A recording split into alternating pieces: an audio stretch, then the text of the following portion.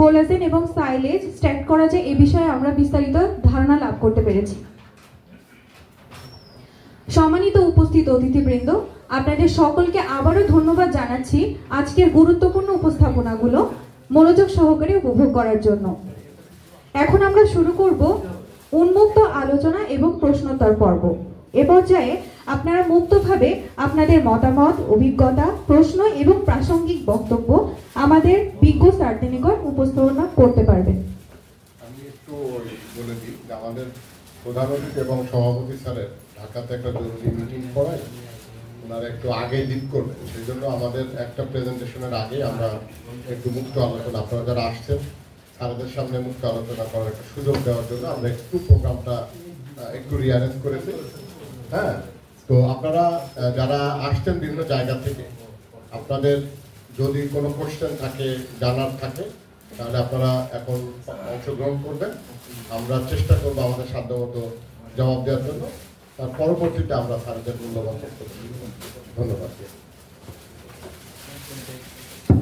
এটা একটু সাব্বির মাইকটা নিয়ে যাও, যারা ওদিকে বলেন আপনাদের অভিজ্ঞতা কি, আমরা যে বাজারে গেলাম এখানে আপনাদের কোনো ইয়ে হয়েছে কিনা।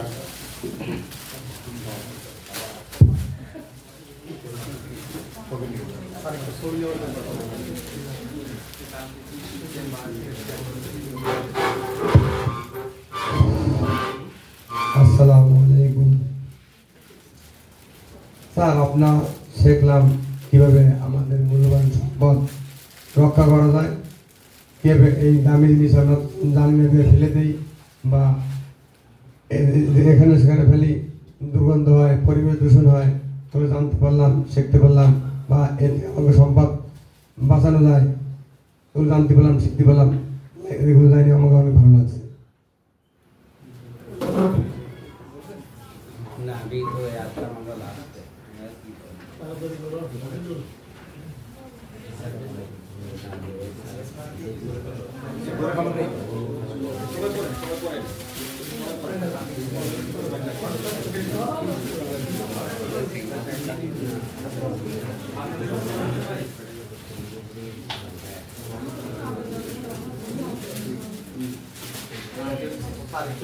আচ্ছা, গতদিন যে আপনাদের বাজারে গেছিলাম, আপনাদের অভিজ্ঞতাটা একটু বলেন যে আমরা ঠিক করে আসছি এবং আপনাদের এটা কেমন মনে হয়।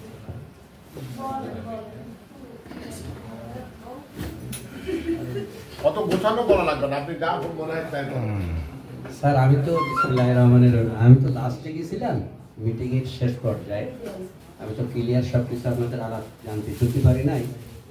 এখন আজকে আসলাম, তাও তো শেষ পর্যায়ে, আমরা একটু আগে আসলাম, গাড়ি ঘোড়ার একটু সমস্যা ছিল, যাই হোক। আর আমরা তো নতুন লোক 2 জন আছি এখানে, 8 জন না 9 জন ছিল আপনার তালিকাভুক্ত, আর আমরা নতুন 2 জন আছি, একজন মহিলা, আমি একজন পুরুষ। আমি লাস্টে গেছিলাম, আপনি ছিলেন। যাই হোক, পর্যায়ক্রমে সব আস্তে আস্তে নলেজ এসে যাবে ওপরওয়ালার ইচ্ছায়। আর আমরা তখন নতুন, তাও সব ঠিক হয়ে যাবে। সেইভাবে আপনারা যেভাবে প্রশিক্ষণ দেবেন সেইভাবে আমরা চলাফেরা করবো, সেইভাবে সব করবো, পরবর্তীতে অসুবিধা হবে না।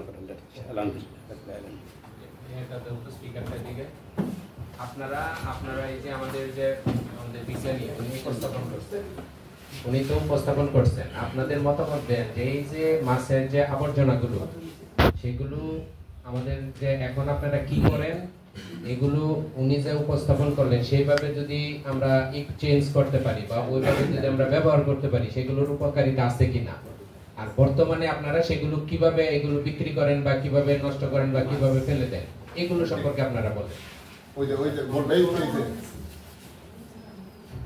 আসসালামু আলাইকুম। আমরা এটা ডাস্টবিনে ফেলাই দিই, আগে জানতাম না যে এটা মূল্যবান সম্পদ। এখন আমাদেরও ক্ষতি, বাচ্চাদেরও ক্ষতি। এখন যেটা পরিবেশ বেড়েছে, পরিবেশ বেড়েছে, যেমন বিদেশে পরিষ্কার থাকে, তখন একটা পদ্ধতি আমরা পাইছি, আমাদের বাচ্চারাও সুন্দর থাকবে, আমাদের পরিবেশটাও ভালো হবে, বাজারের ভিতরে ভদ্র লোকরাও ঢুকবে যে এই পরিবেশটা সুন্দর, আমরা এই পরিবেশটা পাইছি। কিন্তু আমাদের যে ডাস্টবিনে যে ফেলাতাম, এই ফেলার জন্য আমরা সরকারের রাস্তার সাইডে ফেলানোর জন্য আমরা বহুত কথা শুনছিলাম, কিন্তু এখন মনে হয় যে এর জন্য শোনা লাগবে না। এখন পরিবেশটা যেটাই ভালো করছেন, খুবই সুন্দর, আমরা এতে অনেক খুশি। ধন্যবাদ।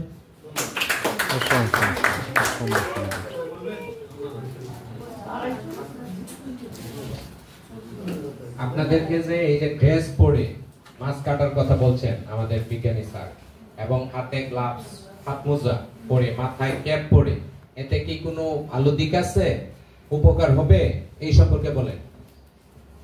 অন্যজন বলেন, একজন না, বারবার একজন না, অন্যজন। জি বলেন বলেন।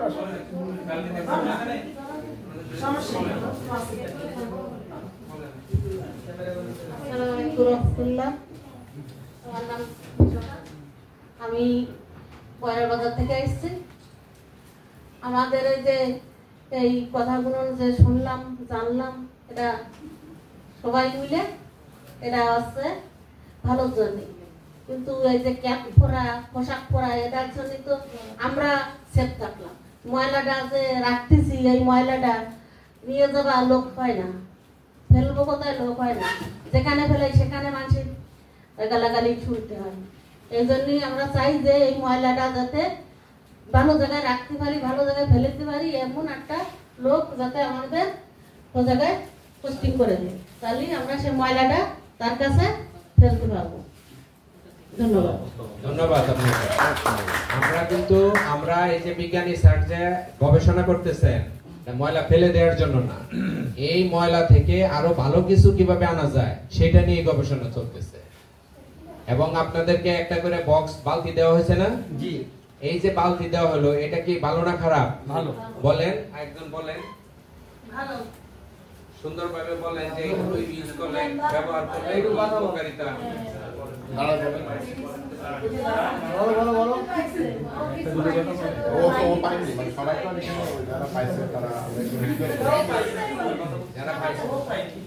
এই যে এই আপনি পেয়েছেন বলেন বলেন। না না, বালতিতে রাখলে ভালো না বলতো সেটা। এই যে দুর্গন্ধ যে ছড়ায়, দুর্গন্ধ আপনারা যেভাবে কেটে রেখে দেন, মাছি বসে, এটা বসে, মশা বসে, এবং কিছুক্ষণ পরে দুর্গন্ধ ছড়ায়।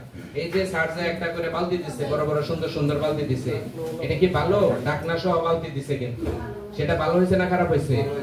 এখন এই যে আপনারা মনে করেন একটা বাজারে 20 জন মাছ কাটেন বা 5 জন মাছ কাটেন, এক মাছ যে একজন যদি এরকম মাথায় ক্যাপ, হাতে মোজা, শরীরে ড্রেস আপ পরে, বালতি সুন্দর নিয়ে যদি বসে যে আমি মাছ কাটবো, টেবিল একটা নিয়ে, তার কাছে মানুষ বেশি যাবে মাছ কাটাতে, নাকি যে মনে করেন লুঙ্গি পরে, তার মাথার চুল পড়তেছে, শরীরের ঘাম পড়তেছে, তার কাছে বেশি যাবে? কার কাছে বেশি যাবে?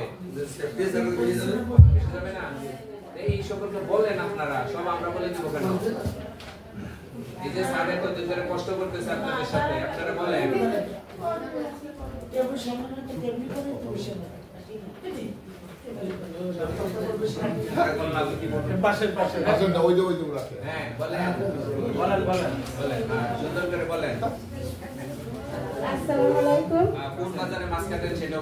আমি বয়রা বাজার থেকে আসছি। বয়রা বাজার থেকে আমি মাছ কাটি। আমরা সবসময় ওই ট্রেন এর পাশে ওইখানেই আমরা বসি, ওইখানেই আমরা মাছ কাটি। কিন্তু এমন আমরা পরিস্থিত যে আমরা ওইখানে ময়লাটাও ফেলতে পারি না। আমরা একটা প্যাকেট করি, একজন আগে ধরি, ধরে তারপরে 10 টাকা দিই, 20 টাকা দিই, দিয়ে আমরা ফেলাই দিই। কিন্তু আমাদের বালতি আছে, বালতিতেও রাখি, কিন্তু ওই সময় আমাদের ঢাকা কোনো বালতি নেই, সেই জন্য আমরা ওইভাবে রাখে আমরা ফেলাই দিই। এর দেবে না, ও দেবে না, আমার বকা জকা শুনি, এইটা শুনি, ওইটা শুনি, তারপর আমরা ওইখানে বসে মাছ কেটে আমরা যত সেফ থাকবো সেটা তো আমাদেরই ব্যাপার, আমরাই তো ভালো থাকবো, যে আমরা সেফে আছি, একটা বসবো, একটা লোক আসবে, ভালো দেখবে, আমাদের মাছ দিবে, কাটবো, সেইটাই তো আমরা চাই। এইটাই আমার অনুরোধ। ধন্যবাদ।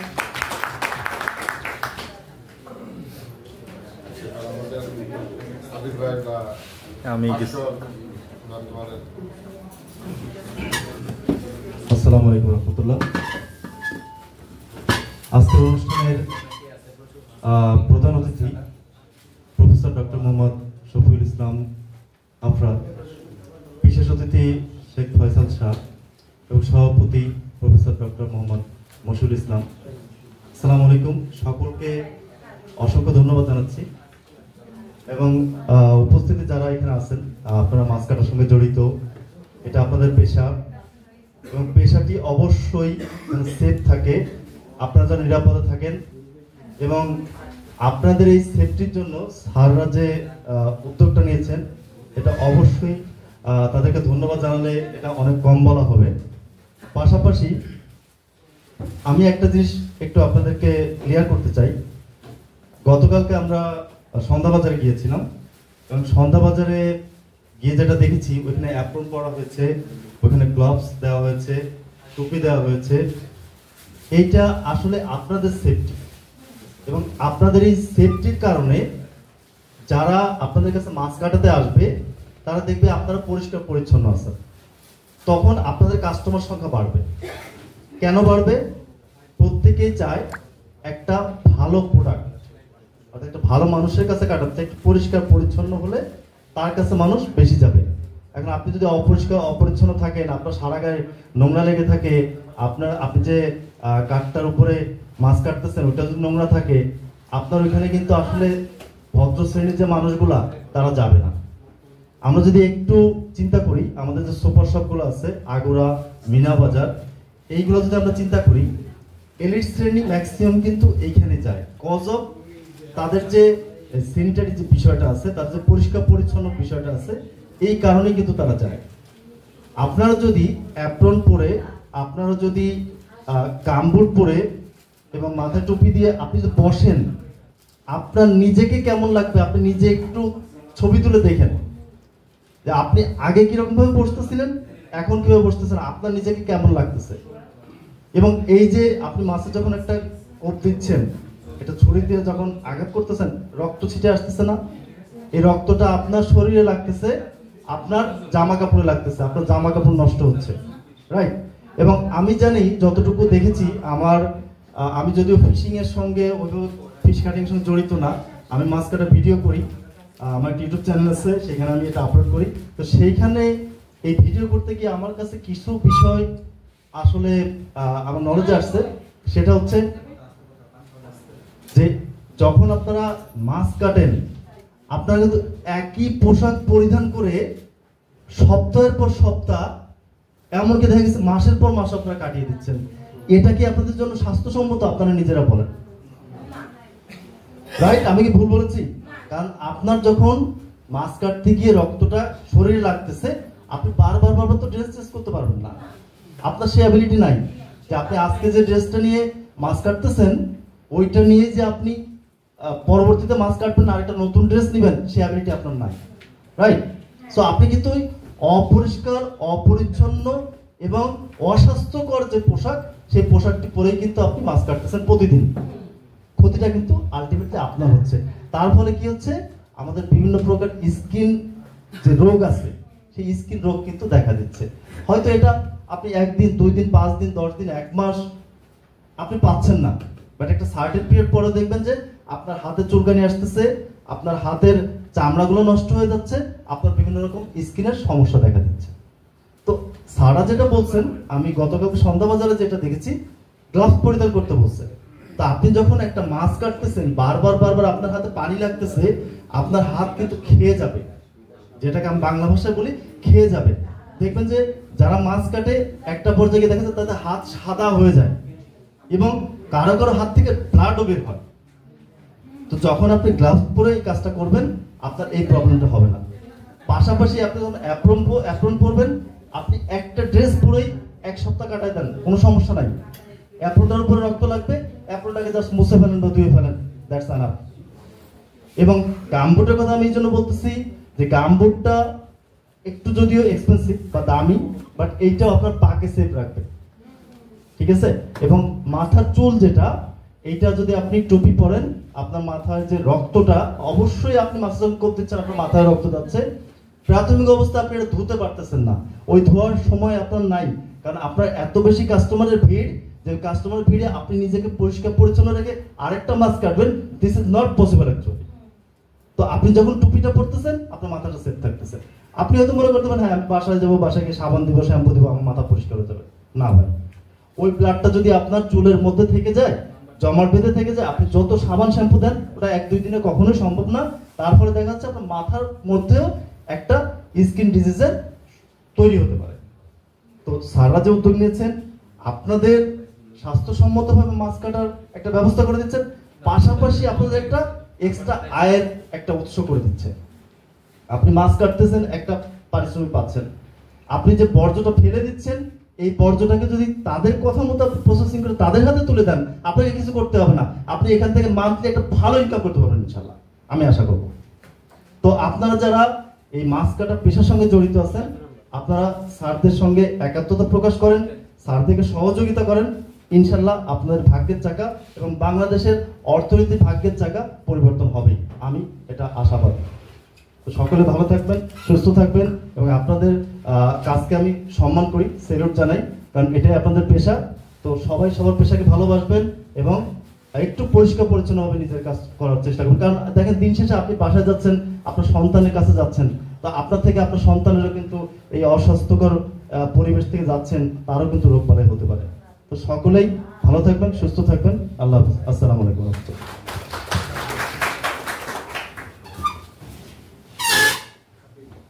আসসালামু আলাইকুম। মনে করেন এই স্যাররা আমাকে কালকে সন্ধ্যা বাজারে গেছে, যায় মনে করেন আমাকে ই পড়াই দিয়েছে, ওই পরে আমি কালকে সারাদিনই মাছ কাটছে ওই পরে। এখন মনে করেন সারা সবাই দিয়েছে, সবাই পরে কালকে গুলো মাছ কাটছে। যে আমাকে 6 জনের 6টা ড্রেস দিয়েছে, বালতি দিয়েছে, সব দিয়ে মাছ কাটছে, ঠিক আছে, সবাই বসে মাছ কাটছে। গোলসটা আমাকে হাতে সমস্যা হয়, পিছলা হয়ে যায়, ওইটা মনে করেন। আমি তারপরে গোলস করে ভাই দেখছে আমি কাটতেছিলাম, ভাই ভিডিও করছে, তারপর মনে করেন সবাই মনে করেন করছে। আর এই স্যারকে আমাকে এইটা উঠতে মনে করেন টাকা আমরা যে আসছে বা বালিশ ময়লা এইগুলা মনে করেন ফেলাই দিই, আইসটা আমরা বিক্রি করি, ঠিক আছে। স্যাররা আমাকে দাদা আইসটাও নেবে, সব আমাকে দাদা নেবে স্যাররা, ঠিক আছে। আমাকে সবার সাথে পরামর্শ করে কি করলে ভালো হয়, ওই যে একটা মেডিসিন দিয়েছে স্যাররা, ওইটা মেডিসিনের ভিতরে দিলে গন্ধটা হবে না স্যাররা। আমরা কালকেরা কলম দিছি, আমাকে বাজারে আমরা যে কটা আমাকে বোতল দিয়েছে সবাই কলম দিয়েছি। এখন আমি তো দেখছি কোনো গন্ধও পায় না। রাইতে আমি রাত 2টার দিকে কালকে আমি গেছি বাসাতে, 2টার দিকে গেছি, আবার ভোরবেলা আমার দোকান আছে গল্লামারি গেছি, ওই যারা যায় বেছে দেই গন্ধ কয় না, ওইটাই গন্ধ কলম কয় না। এখন মনে করেন আমরা যদি ওইটা ব্যবহার করি গন্ধ হবে না। আর মনে করেন সবাই পরিচিত মনে করেন ই রাখলে আমাদের তাহলে কাস্টমার করলাম আরো বেশি আসে। আমরা মনে করেন 1 কেজি মাছ কাটি 20 টাকা, সেই সময় আমাকে 30 টাকাও দিতে পারে, 30 টাকাও দিতে পারে, খুশি হয় 40 টাকাও দিতে পারে। তারপর মনে করেন সবাই আমরা কাস্টমারের সাথে খারাপ ব্যবহার করা যাবে না, কাস্টমারের সাথে সবাই ভালো ব্যবহার করতে হবে। আজকে মনে করেন ভালো ব্যবহার করবেন, আপনার দাদা আরেকজনের দ্বারা যাবে এরকম কোনো হবে না, আপনার দ্বারাই কাটবে মানে মাছটা। যে সবাই কাটবে সবাই ভালো ব্যবহার করবেন, কাস্টমারের সাথে খারাপ ব্যবহার করবেন। আর এই স্যাররা আমাদের দ্বারা যে সময় গেছে, স্যারকে আমরা যত হেল্প করার চেষ্টা করা। তো আমার বক্তব্য শেষ। আসসালামু আলাইকুম।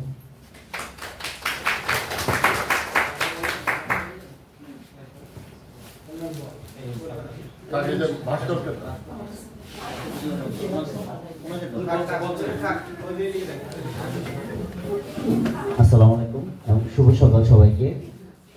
আজকের এই মৎস্য পর্যায়ের পুনর্ব্যবহার ও অর্থনীতি অবদান শীর্ষক কর্মশালার সম্মানিত প্রধান অতিথি, বিশেষ অতিথি, সভাপতি এবং প্রধান গবেষক এবং সহকারী গবেষক সবাইকে আমার শুভেচ্ছা। তো আমি এই খুলনাতে আসা হচ্ছে আমার 2022 সালের জুলাই মাস থেকে।